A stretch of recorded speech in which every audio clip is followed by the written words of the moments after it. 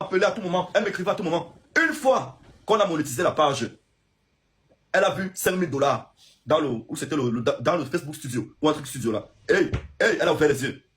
Au départ, quand on signe le contrat, les Camerounais, je dis, les Camerounais sont doux au départ. Les Camerounais sont doux. Ou alors elle était douce, un truc comme ça. TikTok, non, pas TikTok. On n'a pas monétisé TikTok. Quand on signe le contrat dit ceci. Je suis producteur. Ça veut dire, je finance les tournages. Le rôle du producteur, c'est de financer. Je suis manager. C'est-à-dire, je vends ton image, je trouve les contrats. En tant que producteur et manager, j'avais 60%. Je vais vous dire un truc. À Universal Music Africa que vous connaissez là. Universal Music Africa que vous connaissez là. Les ténors et les locaux ont eu 20% là-bas. 20%. Moi, je donnais 40% aux enfants. Mais vous voulez quoi en fait? Dites-moi si j'avais mal fait. Je donnais 40% aux enfants. Moi, je prenais 60% parce que j'étais à la fois producteur, à la fois manager. Le producteur en question, normalement dans les labels, il a les 50% parce que c'est son agent qui développe tout. Il doit financer tout. Il doit financer tout. Non, 60% c'est trop, pourquoi? Dites-moi un peu. Je vous dis que les Daphné ont touché 20% à Steven Record. Les Daphné ont eu les 20%. Les locaux ont eu les 20% à Universal. C'est moi qui produis, c'est moi qui finance, c'est moi qui paye les réalisateurs. J'ai cherché les marchés, j'ai cherché les contrats, j'ai fait encore la publicité. J'ai payé les blogueurs sur Facebook pour qu'on parle de vous. Et vous dites que c'est beaucoup? Non, je n'ai pas dit seulement manager. J'ai dit manager et producteur. Manager et producteur, les deux, j'ai cumulé les deux fonctions. Et vous trouvez que c'est beaucoup? C'est-à-dire, elle va me porter plainte. Dès qu'elle a vu 5 000 $ dans le Facebook Studio. Elle me porte plainte. Elle dit qu'elle veut résilier le contrat. C'est-à-dire, désormais, elle veut les 100% pour elle. À moi de dire au commissaire que non, monsieur le commissaire, ça ne peut pas se passer comme ça. Ça ne peut pas se passer comme ça. Je ne peux pas donner le fruit de mon travail à cette fille. Car elle voit que non, tout mon travail porte déjà ses fruits. Je ne peux pas lui donner toute l'énergie, toutes mes finances que j'ai mis sur le projet. Elle veut résilier le contrat. Maintenant, tu sais ce que le commissaire m'a demandé d'aller ramener les preuves de ce que j'ai investi sur elle. Chance pour moi. Tout ce que j'ai payé étaient des gens de bonne foi. J'ai appelé les réalisateurs, les monteurs, les cadreurs, tous ceux. Les gars, en 24 heures, on a réuni les factures. J'ai ramené chez le commissaire. Le commissaire lui a dit ceci. Bon, voilà le mec. Il a ramené les preuves de son investissement.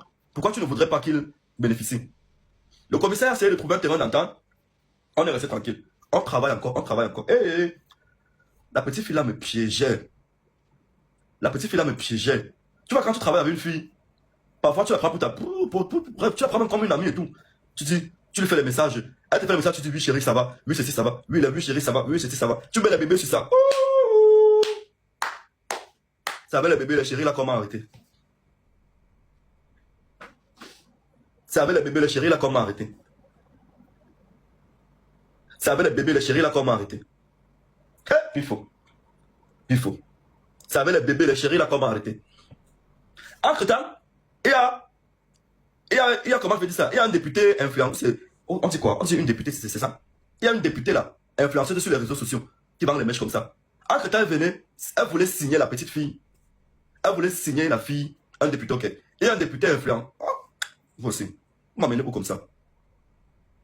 Il y a un député très viral sur les réseaux sociaux qui vend les mèches là. Le député, non, on dit, tu voulais goûter un peu, bro. Je lève les mains, je dis la vérité. Moi, quand il parle vers la petite fille là au départ, c'est parce qu'elle me plaisait. Moi, je dis la vérité. Mais moi, je suis le genre de mec, quand je fais la cour à une fille, je mets plus ce que je peux t'apporter dans la relation en valeur. C'est-à-dire, je te dis, voilà ce que je peux faire de toi, voilà ce que je peux faire de toi. Et moi, j'avais préféré d'abord, comment je fais ça? Faire grandir l'enfant, faire grandir la fille, avant de lui dire, entre-temps, j'étais venu vers toi au début, parce que non seulement j'avais détecté quelque chose chez toi, c'est-à-dire j'avais détecté un talent que je pouvais développer, mais aussi parce que tu me plaisais. Moi, je dis ma vérité.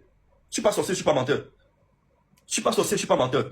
Je vais vers la petite fille au départ parce qu'elle me plaisait. Il y avait flashé comme ça sur son compte Instagram. Je suis tombé sur une de ses vidéos, j'ai vu, elle était jolie, innocente, tout et tout là. J'ai dit, ah, pourquoi pas tenter ma chance? À l'époque, j'étais célibataire. Hein? Les Jay-Z l'ont fait, je suis pas le premier. Si tu produis une femme, si tu investis sur une femme, jusqu'à ce que ça commence à générer des sous. Bah, si vous vous mariez, ça fera beaucoup de chercheurs d'argent, n'est-ce pas? De travailleurs, n'est-ce pas? Alors, je dis donc, la petite fille m'a piégé. Le député qui est comme un influenceur sur les réseaux sociaux qui vend les mèches là. Qu'est-ce qui se passe? Pourquoi ça fait ça? Le live va s'arrêter, pourquoi? Impossible de vérifier. Ok. Je crois que c'est revenu. Le député qui est sur les réseaux sociaux qui vend les mèches voulait... Ça, c'est dans le live, en fait. Le député là voulait signer la fille. La fille a dit au député que, maman, voilà la situation qui se pose. Ok, tu veux me signer? Je ne refuse pas, mais s'il te plaît, je veux d'abord me séparer de mon producteur, de mon manager. Ah! On voit le gros cœur des enfants, non? Ça veut dire, je t'ai pris, je t'ai fabriqué. Au moment où l'argent entre, tu veux gagner non seulement tout l'argent de la monétisation pour toi, tout l'argent des contrats pour toi, tous les 5% pour toi. Tous les 5% pour toi. Hey, le député lui dit, ok, c'est un petit détail. On appelle Bonanjo. Puisqu'à la paix, je savais déjà échoué. On appelle Bonanjo. Le procureur général. Le procureur général, à son tour, appelle le groupement. Pape, le mandat d'amener sort. Le mandat d'amener sort. Le mandat d'amener sort. Le mandat d'amener sort. C'est comme ça qu'un jour, je sors de chez moi, je descends, j'ouvre la portière de ma voiture, je vais démarrer ma voiture pour aller au bureau. On frappe la vitre de ma voiture avec l'arme. On fait comme ça, pap, pap, pap, baisser. Un homme en tenue, il tape la portière de ma voiture avec l'arme, il fait pap, pap, pap, baisser. Ah! Je baisse, il me dit que vous êtes à l'état d'arrestation, veuillez nous suivre et autres. Je dis, je vous suis pourquoi? Puisque je connaissais déjà le dossier, je connaissais déjà que, puisqu'on m'avait déjà sifflé quand même, hein? J'ai un ami quand même dans le bureau qui m'avait sifflé que Pifo et un mandat qui est sorti contre toi. Telle fille, fais attention quand tu marches. Je connaissais déjà, je me suis opposé. J'ai dit au monsieur là que je ne quitte pas d'ici. Je ne bouge pas d'ici. Tu as le mandat d'amener, je ne bouge pas d'ici.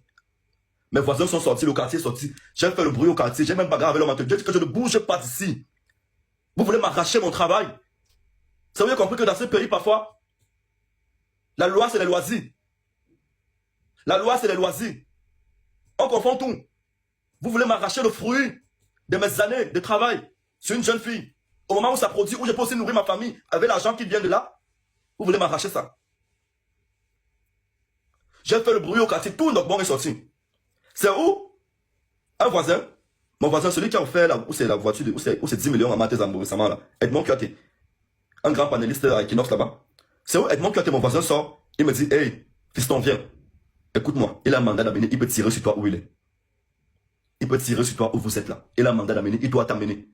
Calme-toi, suis-le. Ah, je me calme, je le suis. On arrive au groupement. On fait les confrontations. Ah, la petite fille arrive là-bas dans ses ailes de star. Ah, une fille qui tournait chez moi. Je vous ai montré les vidéos. Attendez un peu. Les vidéos se sont tournées chez moi. Attends un peu. Les vidéos se sont tournées à l'entrée de ma maison. Toutes les vidéos s'étaient tournées chez moi. Toutes ces vidéos étaient tournées dans mon salon. Avec ces acteurs. C'est moi qui payais tout. Je louais les taxis pour le tournage. Je payais tout. La petite fille est entrée d'abord là. Elle a dit qu'elle ne me connaît pas. Qu'elle ne veut pas causer avec moi. Qu'elle ne me connaît pas. J'ai dit, ah. Mes enfants étaient en congé chez moi. J'ai fait 4 nuits en cellule. 4 nuits sans voir mes enfants.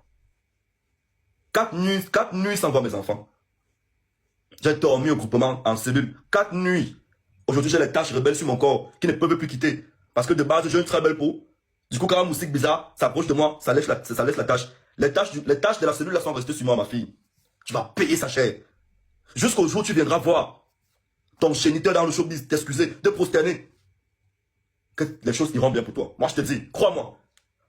Pour ceux qui me connaissent, je suis de nature rigolo. Pour ceux qui ont mon numéro, sur mes statuts, je passe mon temps à montrer la joie, la bonne humeur. Je ne me fâche jamais. Mais sur ton cas, je me suis fâché. Et chaque fois que je demandais à Dieu de prendre le devant de mes problèmes, de juger mes problèmes, il a toujours puni ceux qui ont eu tort.